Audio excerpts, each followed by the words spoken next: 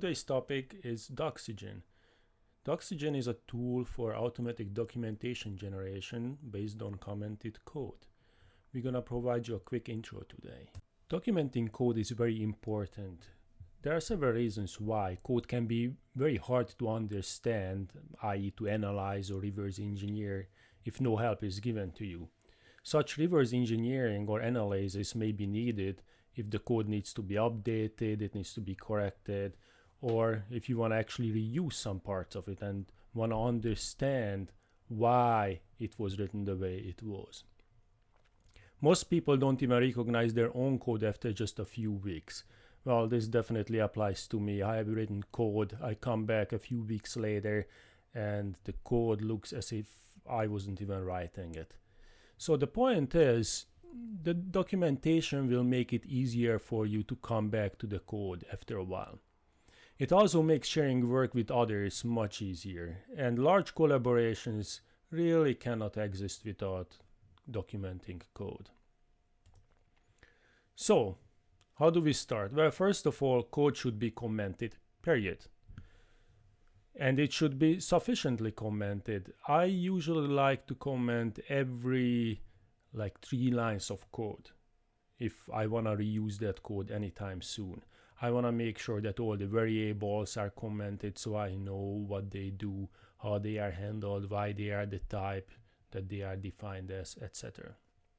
Now the idea behind Doxygen is to use these comments that you already placed in the code and all the commenting capabilities that different programming languages have to actually create a documentation out of it. So for the programmer, this means that the comments should be somewhat more organized and you have to use a little bit more self-restraint when you are writing them. But for that, you're gonna get really nice documentation. So generated documentation, for example, what Doxygen does, is automatically updated when the code changes. So that's a beautiful thing. So when you rewrite your code or change a part, as long as you also change the comments that go with it, you can just regenerate the documentation without actually having to write a single Word document or LaTeX document or anything like that, as long as you change the comments. So Doxygen, by now you should understand, is a program that can look into your source files, extract the comments out of it, and use that to make useful documentation. It's especially great if you are writing object-oriented code, for example, when you are trying to document your member functions, your member variables for different objects that you are writing. It works with many types of source code, C++, C, Python, PHP, Java, etc., etc. We are going to use it with C++ today. And the nice thing is that it generates HTML code that you can view through a web browser, and it links it together and it makes it collapsible, and it's just beautiful. We're gonna soon see an example for it. By the way, it can also generate LaTeX or RTF or other types of documentation if you want it to. So how do you actually need to use Doxygen? Well, first of all, you have to make sure that it's downloaded and installed on your system. So we're gonna use apt-get for that from the Raspberry Pi. Then the first step is to actually set up a configuration file. So in the directory structure that we used for the CMake, what we're gonna do is we're gonna create a document or a doc folder under the root project folder, and in that project folder we're gonna type doxygen-g. Doxygen-g is gonna create a so-called doxy file, and this doxy file is an editable file that contains information for Doxygen, how it should compile the documentation. So this doxy file at step 2 should be edited with your favorite text editor in order to contain details about your project. There are additional graphical user interfaces that you could use for interfacing with the doxy file, but we're just gonna do some text editing on it. And then from then on, when comments in the code change, the only thing that you need to do is run Doxygen in the folder with the doxy file, and again, if you change the code, just change the comments, and this should make the documentation updated.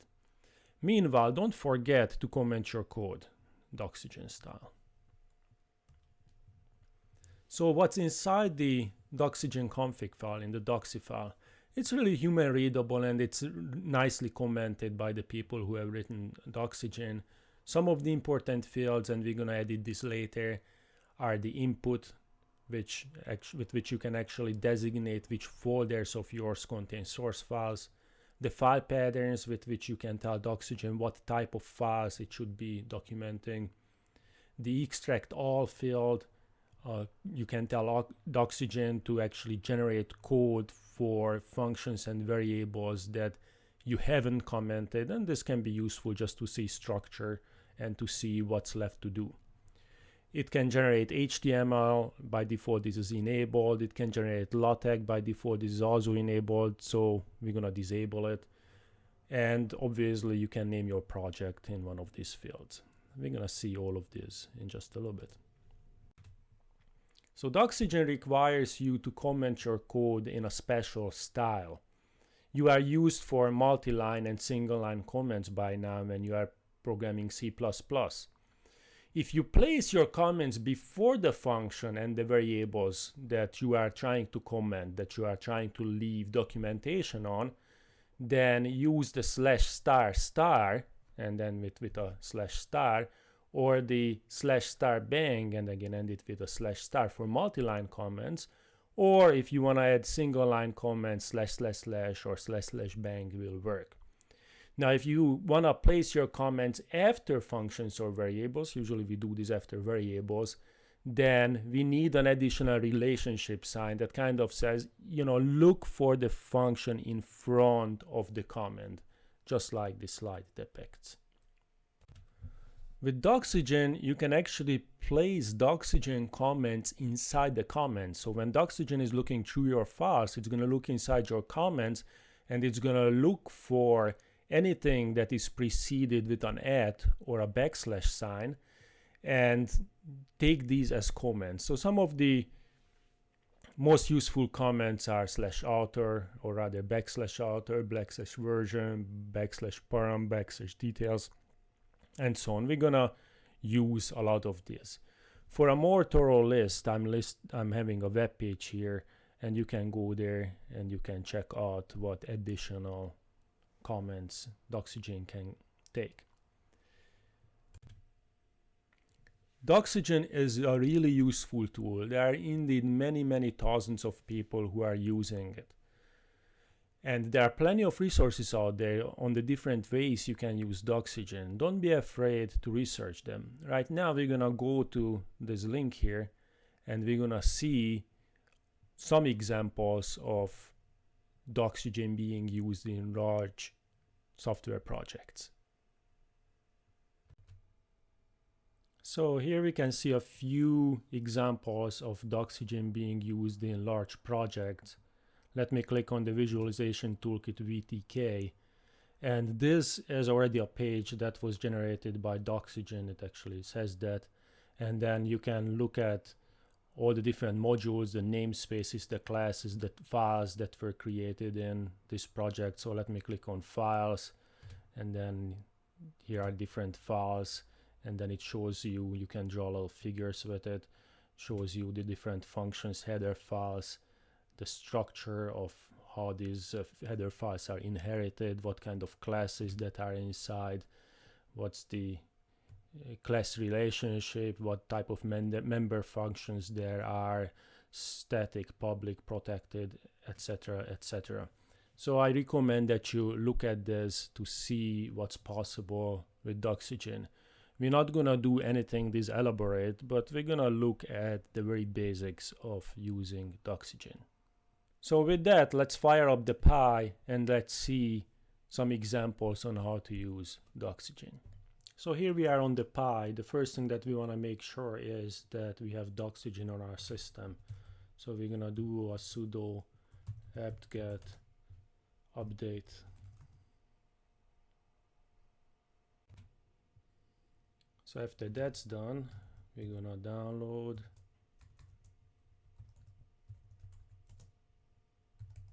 and install Doxygen. Now my system already has it, so I obviously gonna get the message that I already have it, but all of you should, after this, click on yes that you indeed want to download it and install it. I'm already in a directory that contains my project. This is the very same project that I did as an example for you all on controlling the LEDs and reading from the voltages. So you can see there is a build folder, the include folder, and the source folder. So in addition to all of these folders, I'm gonna create a documentation folder. Let me call that doc. This is where I'm gonna put all my documentation. This is where I'm gonna work with Doxygen. The next thing is I'm gonna go into this folder and I'm gonna generate a configuration file with Doxygen. And it actually says that Doxy file has been created, and now you can go ahead and edit it. So I'm gonna use an editor to edit it.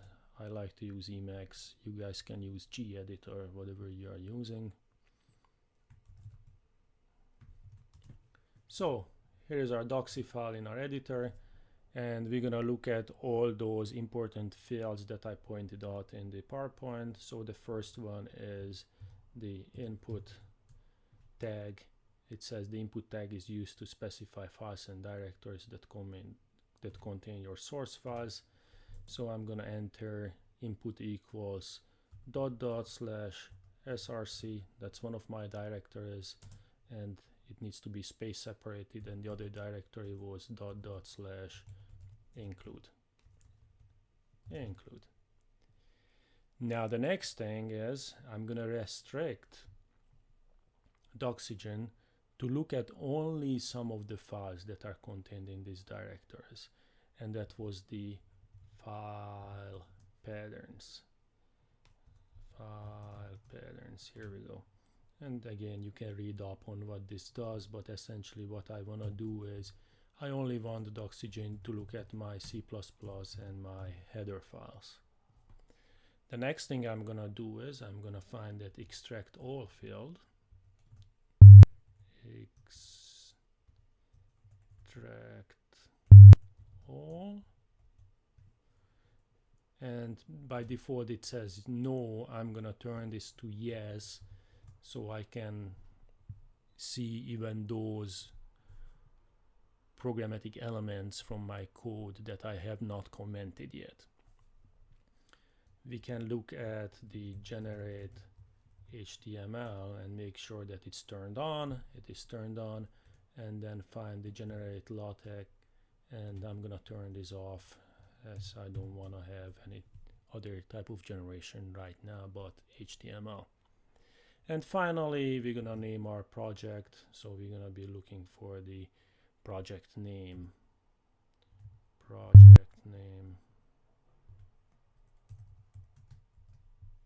Here we go. By default, it's called my project. We can name it to TNC control. Okay, so the truth is, once you edit this file, you don't really have to come back ever again unless you want to change some other properties in it. So now I can run Doxygen. That is going to generate my documentation. Let's ignore these warnings and errors here. And once I'm done with that, we can start off Iceweasel, because right now I have an HTML directory here. So I can say Iceweasel HTML / index.html. This should bring up Iceweasel. And we can see that these are the first steps to my documentation.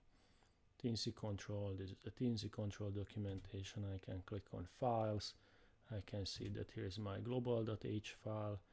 It contains a description of everything that I need to comment on, and so that it can document it, I can go back to files and look at my source files, global.cpp. Again, I can comment all of this, and I should comment all of this, and main.cpp. But it's already a pretty nice thing without much effort to have all my functions listed, so I actually know that, hey, you know, I need to complete these, I can complete that. Well, this code unfortunately only has a single struct, a single class, and it's this, but I should also be able to comment on all of the member functions on all of these member pointers. So then that's the next thing that we're gonna do. We're gonna actually start editing some of our source files and put in Doxygen style comments. I'm gonna have IceVisa run in the back so I can easily update my documentation. So again, I'm gonna use a text editor to start editing, let's say, my main.cpp code.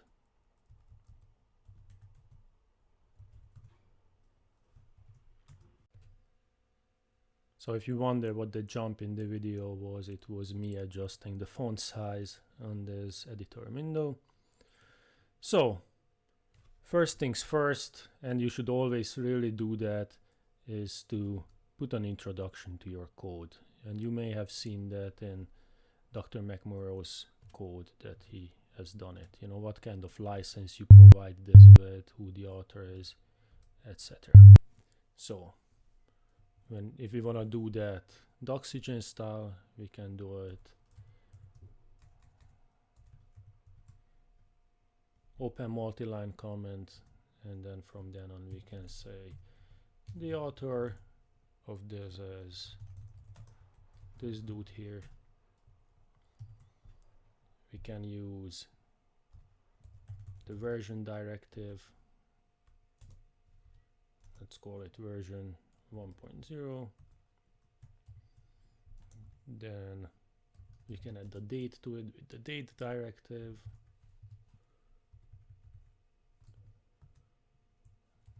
Then,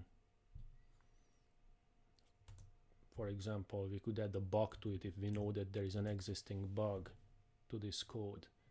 We could say bug when clicking on the X in the corner, the application does not terminate correctly. If you want to add warnings to the users, you can do that this way. Improper use of this code may void your car's warranty. You can add a copyright statement. Let's say GNU public license. And you may have noticed that in the IceVisa, when we actually looked at it, the main page, the home page, didn't really include much, right? It was mostly empty. So we want to fill up this page, right?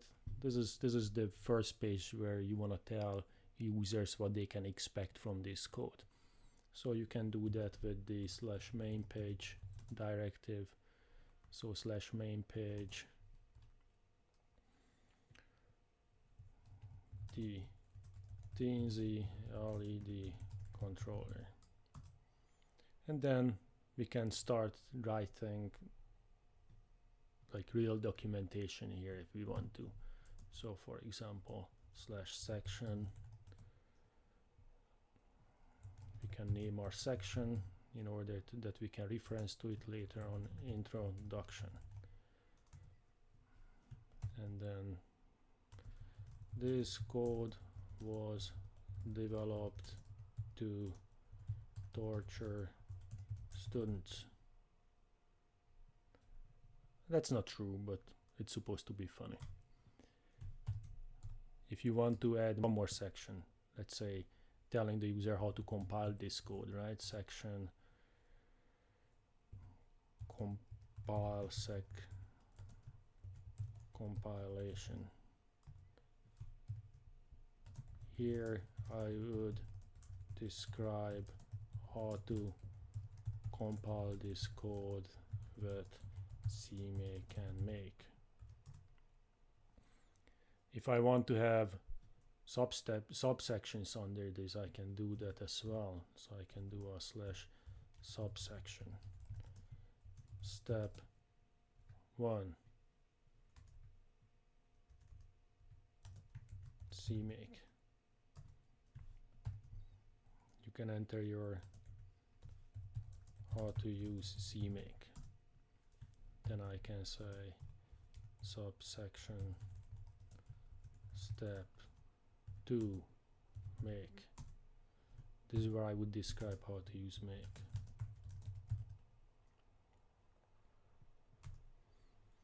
And I could go on, but I'll let you all fill the rest of it out and do it properly. So I'm just now gonna close this. So I'm gonna save my code. I'm gonna go back to my terminal window and run Doxygen again. Please note that I have not left the doc directory. And once I'm done with that, I'm gonna go back to my web browser and refresh my web browser. And look at this. We have an author now, version number, a date. I should have left spaces between bug and warning and copyright, otherwise it thinks that it's the same thing. So what we're gonna do is we're gonna come back here and we're just gonna leave empty lines here so that it understands that this should be separated.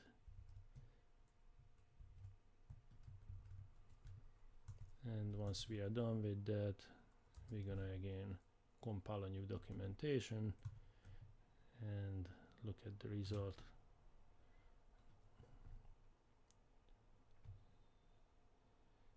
And everything that we typed in is here. So now that we filled this page out, let's look at commenting some of our functions and variables. For that, let's go, for example, to our global.h. So I'm just going to open the global.h file.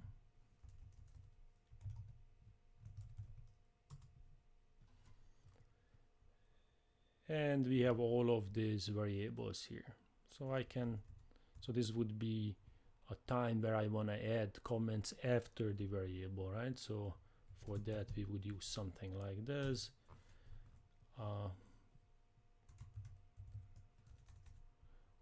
Pointer to the main window of the GUI.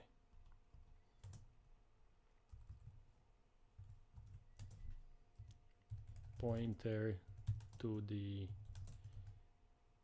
transmission buffer display in the GUI, and so on. I can fill out the rest of them.